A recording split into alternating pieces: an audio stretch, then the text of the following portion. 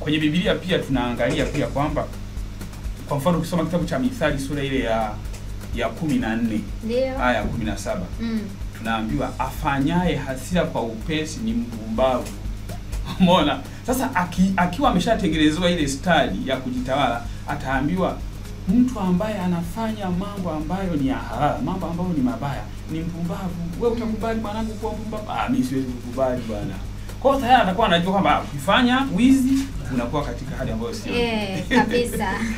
Umeona? Kwa hiyo kuna stadi hizi ni za msingi sana mzazi anataka kuzijua. Stadi nyingine tunasema stadi ya mawasiliano. Ndio. Tunasema effective communication. Unajua unaweza ukawa na stadi ya mawasiliano lakini sasa it is not effective, sio effective.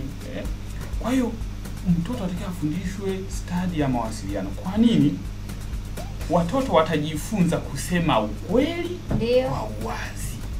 Lakini kingine tunasema watoto wanajifunza kuripoti matendo ya ukatili kwa wazazi wao, kwa walimu wao, kwa viongozi wao, hata kiongozi wa dini au kwa polisi, kwa sababu ametengenezewa ile stadi ya mawasiliano.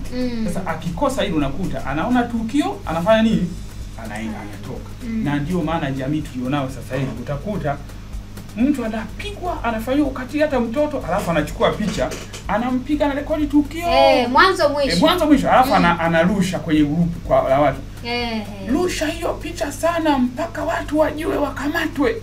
Sasa hapa amemsaidia kwa hiyo hajamsaidia. Hajachukua hatua ya pale pale. Kwa hiyo ndio maana tunasema huyu alikosa kufundishwa stadi ya mawasiliano. Angekuwa ameshaipata hiyo kitu angesema hiki kitendo sio kizuri. Kwa hiyo natakiwa nikiripoti mara moja. Kwa hiyo hii ingemsaidia. Najaribu kunukuu vitabu mbalimbali vya dini vinatusaidia. Mithali sura ile ya tunasema Waefeso, kwa mfano Waefeso sura ya 4 aya 25 inasema semeni kweli kila mtu na jirani yake. Unaona, semeni kweli kila mtu na jirani yake, lakini bila kuogopa. Kwenye Mithali 10 aya 31 inasema mdomo wa mwenye haki husema hekima. Umeona? Kwa haya mambo ukiwa na stadi za mawasiliano utazungumza kitu chenye maana. Lakini pia tunaweza kaangalia kwenye kitabu cha Qur'ani tukufu, tunaangalia suratul Baqara aya 42. Hii suratul Baqara ni sura ile tunasema Qur'ani sura ile ya pili aya 42 inasema wala msichanganye ukweli na uongo.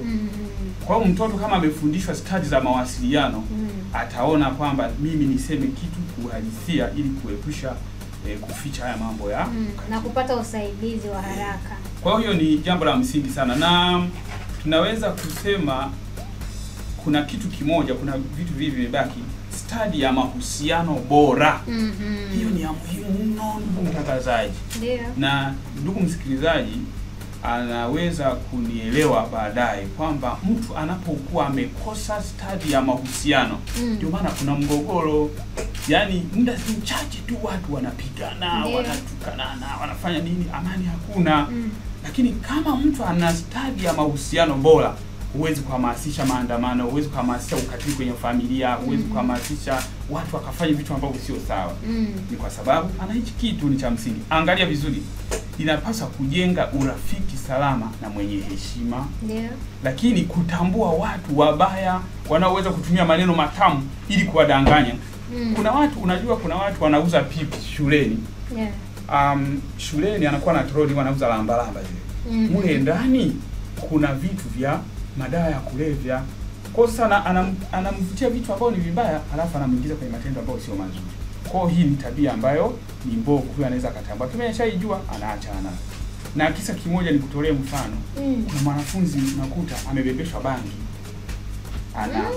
Anabebeshwa bangi, yani ile shati anavulishwa, alafu anavaa ile singlet ya ndani, alafu anawekewa bangi zile vimisokoto anawekewa, anachomekea. Alafu shuleni haendi. Alafu anaenda na kaa sehemu fulani. Yule aliyembebesha vile vitu kapiga simu, bwana oya mzigo upo. Umeona, oya mzigo upo. Kwa hiyo anaenda kwa mwanafunzi pale, anachukua mwisho wa siku anaondoka, analipa ujira labda 500 au 1000. Sasa hapo tayari huyo ni mtu mkubwa anafanya hiyo kitu kumharibu mtoto. Kwa hapo tunasema mtoto kama ametengeneza stadi ya mahusiano bora, atajua huyu mtu hana nia nzuri na mimi, siwezi kufanya mahusiano na yeye. Anaweza kufanya nini? kuepukana na hayo mazingira. Kwa hiyo ni jambo la msingi sana. Sasa ya mwisho ambayo nataka niseme hapa, watoto wanatakiwa wafundishwe kitu kinaitwa studies za kutatua matatizo. Tunaita problem solving skills. Kwa hiyo mtoto akiwa ameshafundishwa hivi vitu, anaweza kupembua mambo. Anakuwa na uchangamshi wa kuweza kutatua matatizo. Hata kama mgogoro umemtokea, hausovu kwa kupigana au kwa kuleta madhara. Unajua ni sawa na kwamba, nikutolee mfano, kama kuna ajali imetokea kwa mfano, halafu kuna mtu mkono wake umebanwa na kioo.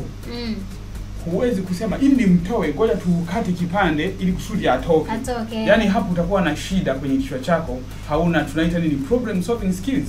Kwa sababu unatakiwa umuondoe, tunataka atoke salama. Kwa hiyo unakuwa na ule uwezo wa kupambana. Kwa hiyo watoto tunataka kuwajenga wakati ni huu. Kwa hiyo tukifanya hivyo itakuwa imetusaidia. Kwa hiyo ninaweza nikatulia hapo kidogo kwanza.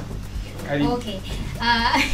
Lakini kwa study hizo ningetamani kuwaeleze wazazi wanawezaje sasa kutumia hizo study, problem solving, kujitambua, uwezo wa watoto kujielezea, wawe na mawasiliano vizuri. Wazazi tunafanyaje sasa ili zile study tuwape watoto, yani wazazi tutumie hizo study ili watoto waweze kukaa katika mstari mzuri na wajieleze vizuri? Okay. Nakushukuru sana ndugu mtangazaji. Wazazi sasa wana nafasi ya kuwasaidia watoto katika mambo mbalimbali. Kwa mfano, tuzungumzie kwa mfano, unataka kumtengenezea mtoto stadi ya ubunifu. Unafanyaje? Unatakiwa umruhusu acheze bila kumzuia. Kwa mfano, kwa sasa hivi wazazi, mtoto mdogo unazungumzia kwa mfano mtoto umri wa miaka labda 0 mpaka 3. Kwa wanajichafua sana, anakuwa na matope.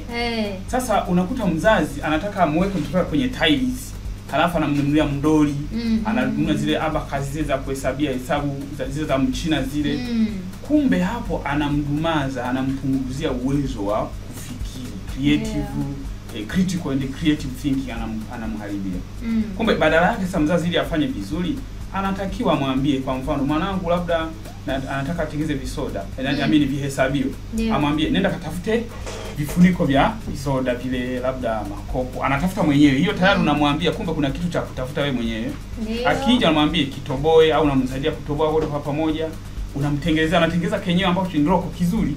Kwa mfano mimi nakumbuka kipindi cha nyumba tulikuwa tunatengeneza vijiti. Unakata vijiti vidogo afu unatoboa. Unakuwa unavuta hivi, unavuta. Sasa ule ni ubunifu kwamba kumbe hivi vitu vinatengenezwa hivi, naweza nikafanya.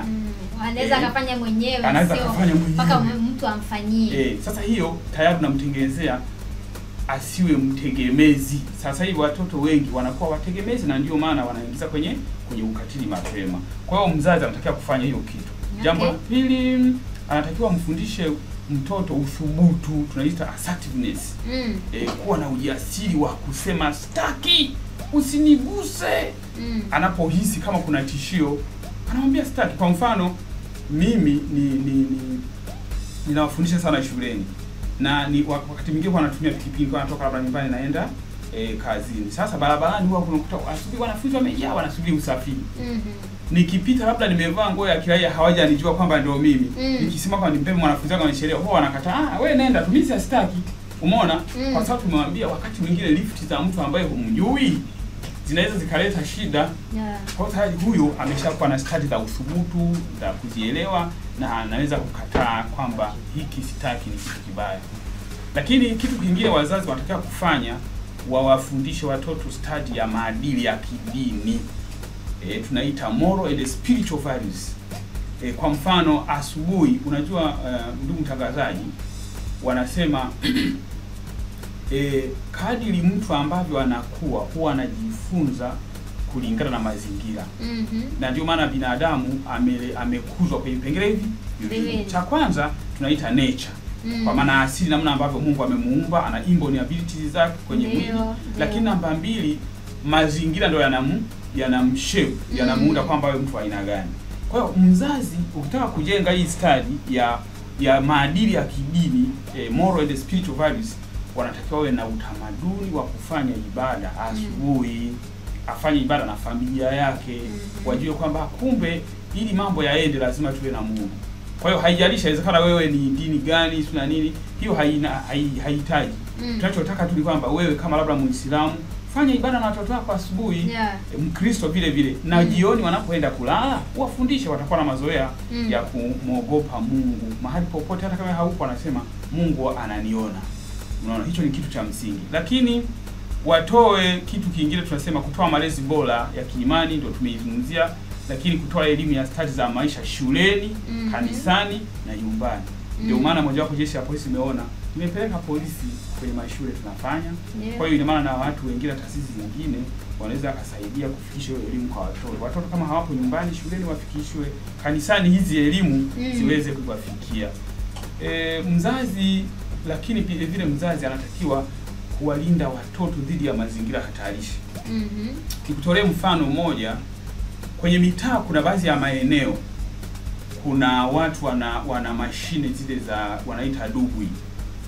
Wanachezesha kamari. Zile za 200 200 wanachezesha kamari. Umeona? Sasa zile unakuta mjumbe wa eneo fulani pale yupo anajua, mwenyekiti wa serikali ya mtaa wa eneo lile anajua. Halafu na wananchi wako pale wanajua. Halafu wanafunzi ambao walitakiwa wawe darasani saa 4 saa 3 na wamepewa na wazazi wao 200 au 1000 ya kula, wameipeleka pale na hawazuiliwi na wanapokea, wanafurahia tu maisha. Sasa mazingira yale tayari yanaharibu watoto. Kwa hiyo sasa kama mzazi sasa na wanajamii tunapaswa kuwalinda watoto dhidi ya mazingira hatarishi kama haya. Kuna baadhi ya maeneo kuna madangulo bubu.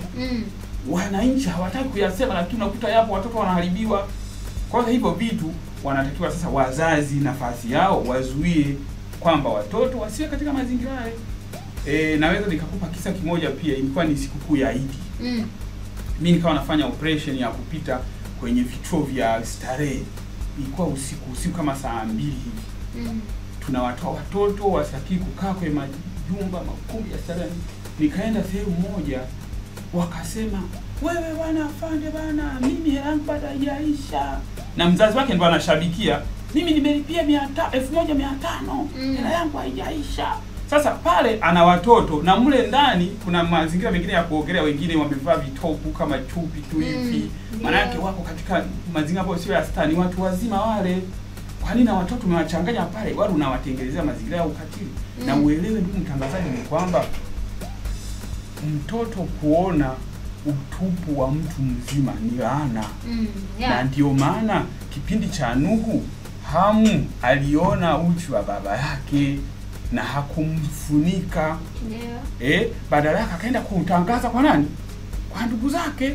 Kilichotokea nini? Si amesema na alaaniwe Kanani. Unaona kwa sababu gani? Laana imetoka kwa sababu ameona uchi wa mtu mzima. Sasa hiyo ni changamoto, lakini wazazi hawajielewi hii kitu.